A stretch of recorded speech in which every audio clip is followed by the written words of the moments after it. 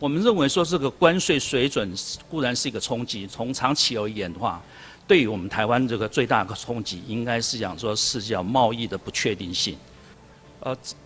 今天这一章并不是来跟大家上数学课哈，这一章的话只是告诉我们说，我们是接受了经济部的委托，好来进行分析。好，在怎么样的关税底下的话，就台湾出口面临到美国怎么样的关税的时候，我们的在什么样的汇率的水准，才不会那个出口厂商才不会有亏损。这边的话，我们呢分析起来大概有几个条件。第一个条件的话，就是这个产业里面的获利率；第二个的话，这个产业里面的话，出口占它的营业的一个比重；第三个的话，就是它的在国内里面的采购的成本占它所有的成本的比重。那基本来讲说我们可以得到一个结论是讲说，如果说我们面临到美国的关税水准越高，事实上我们的汇率应该是有所的贬值但是这边的话有几个 tricky 的地方是在哪里？就是第一个都是讲说是，如果说我们的产业里面的获利率水准越高的时候，事实上能够吸收到关税的一个冲击越大，那贬值的就不需要那么大。第二个的话就是，如果说是我们的产业里面非常具有特殊的一些竞争力，美国的一个进口商愿意是跟我们的产业进行怎么去去吸收这个关税水准的时候，那我们可以讲说我们的汇率的水准就不需要贬值太多。好，这换句话说，这个是一个 bargaining power。好，那在这边这几个，另外一个的话就是以台币所计算的一些成本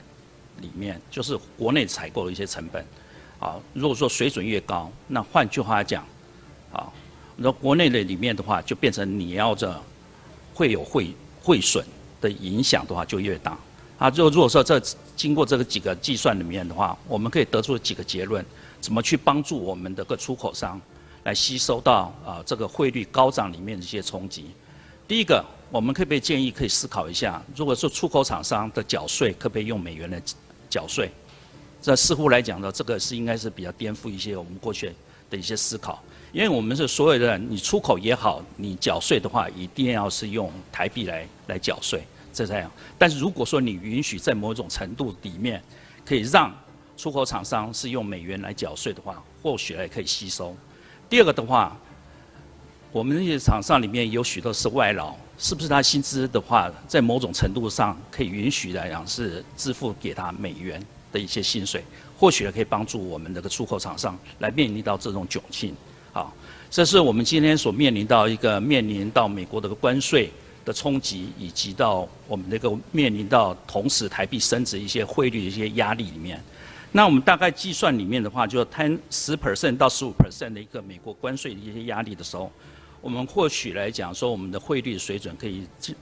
以保持在30，就1美元对30的时候，可能还可以有所面临到这种冲击。如果说美国的关税对我们的15% 到25% 的话，大概我们台币应该要贬值到31到35。如果说美国是对我们的关税是压到25% 以上的话，我们应该是要贬值到35等等，这些是我们这一个计算的一些结果这是给大家做一个参考。好，第二个的话是，我们认为说这个关税水准固然是一个冲击，从长期而言的话，对于我们台湾这个最大的冲击，应该是讲说是叫贸易的不确定性。就是我们可以看到，川普2-3天就改变一些说法，2-3天的个政策一些调整。那这边的话，所以我们可能是研判，我们现在所面临的未来的一个经贸的环境，是一个相当不确定的一个环境。我们知道很多企业里面，我们也访问过很多企业里面，不断的在反映，他说，关税水准是一件事情，如果说关税的政策一直不确定的时候，对他们的长期的投资的策略、营运的策略是很难执行的。好，那如果说我们从这个角度来去延伸下去，其实我们的厂商，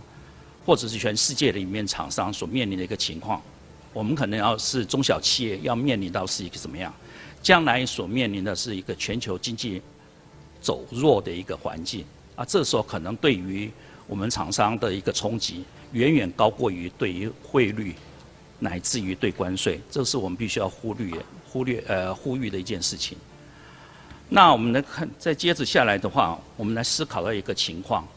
这时候我们的台商里面可能会有短期因应关税的一个冲击，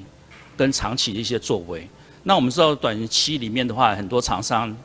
采取一个策略叫做是 tariff engineering， 好，他可能看到一些关税里面对产品的定义分类乃至于现在川普里面对各个国家人采取不同的关税水准，可能就对于我们厂商而言的话，他可能就要去思考他如何的投资跟市场的布局，可以让它降低对美国出口的一些压力。那当然说是对我们企业对我们政府而言的话，可能有必要的是，尤其我们中小企业的出口，更关键的是讲说是一个现金流的一个稳定性。所以我们可以呼吁一下，就是我们行政单位里面可能是要协助我们厂商做一件事情，就去协助厂商去检视一下它的现金流稳不稳定，它的财务状况可不可以面对到未来一些冲击，这样可能是对于无论是厂商的一个竞争力，乃至于对劳工里面的就业的一个稳定性，这也帮助很大。那至于长期布局而言的话，我们台湾现在已经走进去另外一个程度，或者是产业发展到另外一个新的一个视野，就是我们的厂商或者我们的产业要进行深度的国际化。过去来讲是我们第一次的国际化，可以讲说很简单，是到海峡的另外一端去中国大陆去进行投资，这是我们的第一次的国际化。在第一次的国际化里面，也培养出我们的厂商里面的话是有规模做大的，像鸿海像华硕等等这些，或者是很多的 ESG 的一些代工厂。但是我们现在说是新的一个国际化的话，就是除了 China Plus One 可能到先进国家的投资，到发展中国家里面的，所以说我们的供应链怎么去重组，让我们的台湾里面的话进行一个多角化的一个经营，那变成我们的人才的是很重要。所以我们的在这个国际化里面的话，有短期跟中期跟长期的一些作为，这就变成一个重点。那我们是建议是讲说，我们应该是采取一个长期的一个视野跟战略，